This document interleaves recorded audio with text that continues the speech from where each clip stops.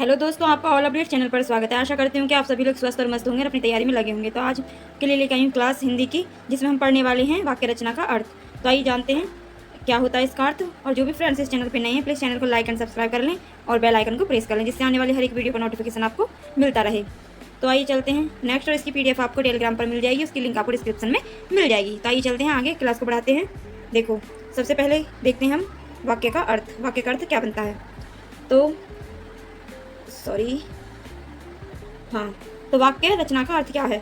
तो शब्दों को सही क्रम में इस प्रकार सजाना कि उनसे पूर्ण अर्थ प्रकट हो, उसे वाक्य रचना कहते हैं। ये नहीं कि हम कुछ भी मतलब बोल दें, कि हम जो भी शब्द या कोई भी वाक्य बोल रहे हैं उसका कोई अर्थ निकलना चाहिए तभी वो वाक्य बनेगा। ये नहीं कि हम कुछ भी बोल दें, जैसे कि अगर हम बोल रहे हैं क्या तुम क्या कर रहे हो, तो ये पूरा वाक्य है, इसका अर्थ निकल के आ रहा है। ठीक है ना। जैसे हम बोलने लगे क्या हंस रहा वो, क्या हंस रहा है, क्या हंस रहा है, ये कोई वाक्य नहीं है, इसका कोई सेंस नहीं है, इसका कोई मीनिंग नहीं निकल के आ रहा है। तो हमें कोई वाक्य बोलना है, बनाना है, तो उसका प्रॉपर अर्थ निकलना चाहिए। ठीक है ना। आई होप कि आपको समझ में आ रही हो। चलो इसके उदाहरण भी देख लेते हैं आगे। जैसे कि देखो उदाहरण में क्या है, राम स्कूल जाता है। तो राम स्कूल जाता है वाक्य अर्थपूर्ण है, यानी कि अर्थ निकल रहा है इसका। बच्चा खेल रहा है, अर्थ निकल रहा है, बच्चा कुछ ना कुछ तो खेल ही रहा होगा।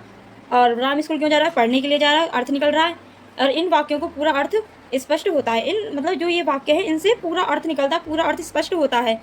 तो यही वाक्य की रचना है। क्या है कि वाक्य वह होते हैं जिनसे हमारा कोई वाक्य मतलब पूरा अर्थ निकालता हो। जैसे कि देखो एक बार और पढ़ लेते हैं कि वाक्य शब्द यानी कि शब्दों का सही क्रम इस प्रकार सजाना कि उनसे पूर्ण अर्थ निकले, पूर्ण अर्थ प्रकट हो और वाक्य रचना बन जाता है। ठीक है ना। चलते नेक्स्ट। फिर आ जाता है आपका वाक्य की परिभाषा। अभी तो हमने अर्थ जाना, अब इसकी डेफिनेशन जान लेते हैं। तो वाक्य की परिभाषा क्या है। ऐसे शब्द समूह को वाक्य कहते हैं जिनसे पूर्ण भाव या अर्थ निकल के आए। ठीक है ना। अर्थ प्रकट हो, वही हमारा वाक्य होता है। क्या होता है, ऐसे शब्द, बार बार बता रही हूँ, ऐसे शब्द समूह को वाक्य कहते हैं जिससे पूर्ण भाव या अर्थ प्रकट हो। ठीक है ना।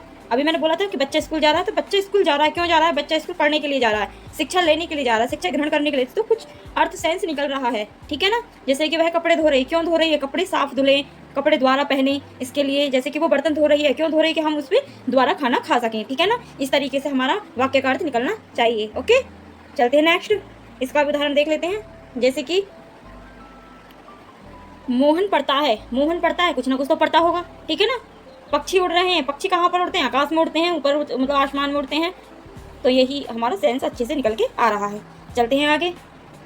फिर आ जाता है आपका वाक्य के आवश्यक तत्व। वाक्य के आवश्यक तत्व क्या है।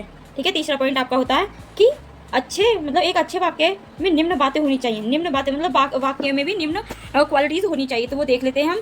सबसे पहले आती है आपकी सार्थकता, यानी कि कोई अर्थ यानी कि सेंस निकलना, यानी कि बिल्कुल शब्द एकदम वाक्य एकदम स्पष्ट होना चाहिए। ठीक है ना। तो वाक्य का अर्थ स्पष्ट हो। ठीक है ना। पहला पॉइंट आ जाता है आपका वाक्य का अर्थ स्पष्ट होना चाहिए। आगे देखते हैं। जैसे कि अभी मैंने बताया था ना आपको, आगे तो आप भी देखो, आपको ये पॉइंट भी मिल जाएगा। राम खाना खाता है। ठीक है ना। राम खाना खाता है, ये बिल्कुल सही वाक्य है। खाना राम खाता है पेड़, क्या है ये, खाना राम खाता पेड़। कोई वाक्य नहीं, कोई अर्थ नहीं निकल रहा, कोई सेंस नहीं है, कोई लॉजिक नहीं है इसमें, तो इसका कोई अर्थ नहीं है, तो ये वाक्य नहीं है। राम खाना खाता है क्यों खाता है, पेट भरने के लिए, अपनी दिनचर्या, अपने जीवन को आगे बढ़ाने के लिए। ठीक है ना। चलते हैं आगे। फिर आ जाता है दूसरा पॉइंट आपका वाक्य रचना का, या जाता है क्रमबद्धता, यानी कि वाक्य में क्रमबद्धता होनी चाहिए। ये नहीं अभी पीछे हमने पढ़ा था कि कोई सा शब्द कहाँ पर, कोई सा शब्द, ऐसे नहीं, क्रमबद्धता होनी चाहिए, तभी हमारा वाक्य पूर्ण होता है और अच्छे से स्पष्ट होता है। जैसे कि मैं बाजार गए क्यों गए, कुछ सामान लेने के लिए गए होंगे। ठीक है ना। गया मैं बाजार, क्या है, गया मैं बाजार, गया पहले आ गया मैं बाजार, नहीं, ये कोई अच्छा वाक्य नहीं है, इसका कोई सेंस नहीं है, ये गलत है। ठीक है ना। चलते हैं आगे। फिर आ जाता है पूर्णता। थर्ड पॉइंट आ जाता है आपका पूर्णता। पूर्णता में क्या है कि वाक्य अधूरा ना होना चाहिए, वाक्य अधूरा नहीं होना चाहिए। ये नहीं कि हमने थोड़ा वाक्य बोले, थोड़ा कब, मतलब ऐसे नहीं। सीता गाना गाती है, सीता गाना गाती है तो गाती है, ये नहीं कि सीता गाना, क्या गाना, सीता क्या गाना, कोई सेंस नहीं है, क्या हो रहा है, नहीं, ये गलत है, ऐसा नहीं होता।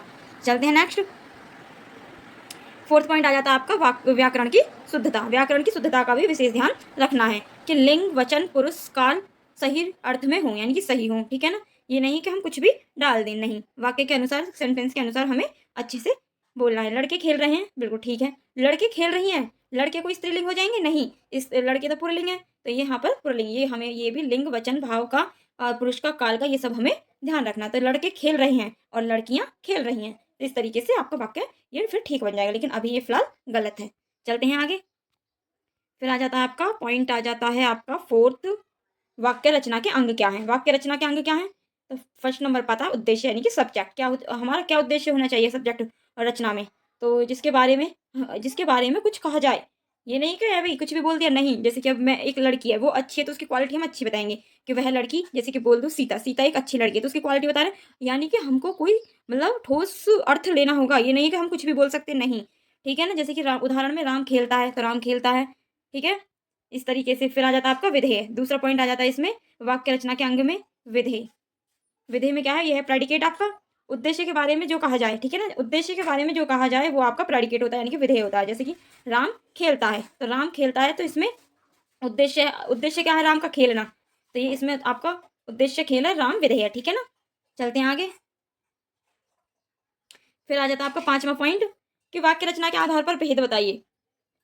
वाक्य रचना के आधार पर भेद कितने? दो हैं। एक है आपका वाक्य रचना के आधार पर, और वाक्य रचना के आधार पर भी आपके पॉइंट बने हुए हैं। तो यह आपका सरल वाक्य है। पहला क्या है? सरल वाक्य, जिसमें एक ही क्रिया हो, तो वो आपके सरल वाक्य होते हैं, जिसमें एक ही काम किया जा रहा हो, ठीक है ना। जैसे उदाहरण में हम पढ़ लेते हैं इसमें कि मैं पढ़ता हूँ, इसमें केवल एक कार्य हो रहा है कि मैं पढ़ रहा हूँ, केवल पढ़ रहा है और कुछ नहीं। बच्चा सो रहा है, केवल सो रहा है और कुछ नहीं। संयुक्त वाक्य आ जाता है सेकंड नंबर पर आपका। सेकंड नंबर पर संयुक्त वाक्य देख लेते हैं। दो या दो से अधिक सरल वाक्य जुड़े हों, सरल वाक्य दो से अधिक हों। उदाहरण में देख लेते हैं, जैसे कि इसमें है मैं स्कूल गया और वह घर गया। मैं तो स्कूल गया और वो अपने दोस्त के लिए बोल रहा है कि वह घर गया, ठीक है ना। तो इसमें ये मतलब सामान्य वाक्य हैं, ये सिंपल है, और ये आपके संयुक्त बना दिए हैं। फिर आपका आ जाता है थर्ड, फिर आ जाता है आपका मिश्र वाक्य। मिश्र वाक्य में क्या है कि जिसमें एक प्रधान और एक आश्रित उपवाक्य हो, उसे हम मिश्र वाक्य कहते हैं। एक तो प्रधान होगा और एक उस पर आश्रित उपवाक्य होगा। तो देखते हैं कैसे। उदाहरण में जैसे कि इसने बोला है कि जो लड़का दौड़ रहा है वो मेरा भाई है, लेकिन जो दौड़ रहा है वो एक तो प्रधान है और उस पर आश्रित है, ये मेरा भाई है, ठीक है ना। तो ये इस तरीके से इसका बन जाए। फिर देख लेते हैं बी, अर्थ के आधार पर क्या होता है। तो अर्थ के आधार में भी आपके पॉइंट वाइज है। तो ये पहला पॉइंट आ जाता है आपका विधानवाचक। तो इसमें क्या है? सामान्य कथन बताने वाला, यानी कि जो सामान्य है उसको कथन बताने वाला, वो आपका सामान्य हो जाता है। देखते हैं आगे। उदाहरण में जैसे राम है, राम घर गया। फिर दूसरा पॉइंट आ जाता है आपका प्रश्नवाचक, प्रश्न पूछने वाला, जैसे कि तुम कहाँ जा रहे हो।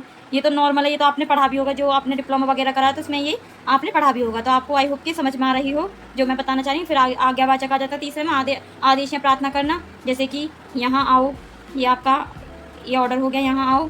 फिर इच्छावाचक हो जाएगा, इच्छा प्रकट करना, अपनी इच्छा बताना, जैसे कि इच्छा बताना, वो आपका इच्छा मतलब जैसे कि मेरा आज स्कूल जाने का मन नहीं है, इस तरीके से मैं बता दूँगा आपको उदाहरण इसमें, जैसे कि आज मैं स्कूल नहीं जाऊंगा, ठीक है।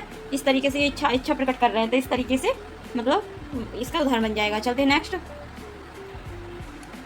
फिर आ जाता है आपका वाक्य रचना के नियम। वाक्य रचना के नियम क्या होते हैं ये भी देख लेते हैं। हिंदी वाक्य क्रम में क्या है कि कर्ता प्लस कर्म प्लस क्रिया, पहले कर्ता आएगा फिर कर्म फिर क्रिया, इस तरीके से हमारे वाक्य की रचना होती है। जैसे उदाहरण में देख लेते हैं हम, राम आम खाता है, तो राम हो गया हमारा कर्ता, आम हो गया हमारा, राम हो गया हमारा कर्ता, आम हो गया हमारा कर्म, और क्रिया खाता हो गया हमारी क्रिया। तो इस तरीके से हमारे ये कर्ता कर्म क्रिया साथ में चलते हैं। फिर आ जाते हैं जैसे कि सुंदर फूल खिला, तो इसकी फूल की विशेषता क्या है? सुंदर, तो ये हमारा विशेषण हो जाएगा, ठीक है ना। फिर क्रिया अंत में आती है, तो बच्चा खेल रहा है, तो ये हमारा रहा खेल रहा है, ये हमारी क्रिया है। चलते हैं आगे। जैसे कि नकारात्मक क्या है?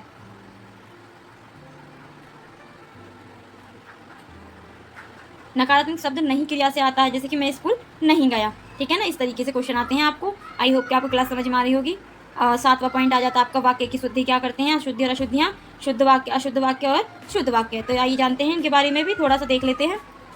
मैं इसीलिए आपको शॉर्ट्स नोट्स में पढ़ा रही हूँ जो आपको अच्छे से समझ में आए। लड़के खेल रही हैं, लड़के खेल रही हैं, तो ये अशुद्ध वाक्य है, ये गलत है, ये हमने ऊपर भी पढ़ा था। लड़के खेल रहे हैं, ये एकदम करेक्ट है, शुद्ध है। मैं जाता है, मैं जाता है, मैं जाता, मैं के साथ क्या लगता है? हूँ, तो मैं जाती हूँ या मैं जाता हूँ, तो ये आ जाएगा आपका करेक्ट।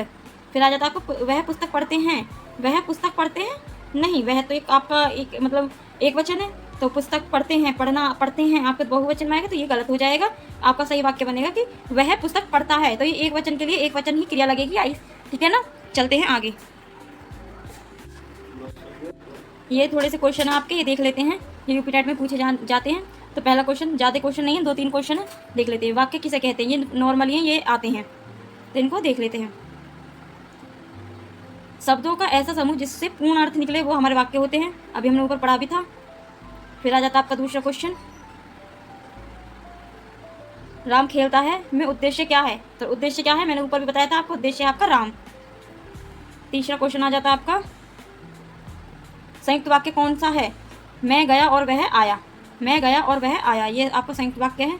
याद करने की ट्रिक भी है, देख लेते हैं थोड़ी सी, जो अच्छे से आपको याद हो जाए। पहले वाक्य, वाक्य बराबर क्या होता है? सही शब्द प्लस सही क्रम प्लस पूरा अर्थ निकलना चाहिए, वाक्य वही बनता है। ठीक है ना, सही शब्द सही क्रम पूरा अर्थ। ठीक है ना, और आगे देखते हैं थोड़ा सा। ये आज का वो है आपका जो हमने पूरा पढ़ा है, परीक्षा हेतु महत्वपूर्ण बिंदु। क्या हमने आज पढ़ा है क्लास में? वाक्य के अंग पढ़े हैं। वाक्य के अंग होते हैं उद्देश्य और विधेय, और वाक्य के भेद, सरल, संयुक्त, मिश्र, शुद्ध अशुद्ध वाक्य, शब्द क्रम, ये सारे हमने आज की क्लास में पढ़े हैं। तो आई होप कि आपको क्लास समझ में आई हो। तो आज के लिए बस इतना ही, मिलते हैं अगली वीडियो में। और जो भी फ्रेंड्स इस चैनल पर नए हैं, प्लीज़ चैनल को लाइक एंड सब्सक्राइब कर लें और बेल आइकन को प्रेस कर लें, जिससे आने वाली हर एक वीडियो का नोटिफिकेशन आपको मिलता रहे। और इसकी PDF आपको टेलीग्राम पर मिल जाएगी, उसकी लिंक आपको डिस्क्रिप्शन में पिन कर दी जाएगी। तो तब तक के लिए धन्यवाद।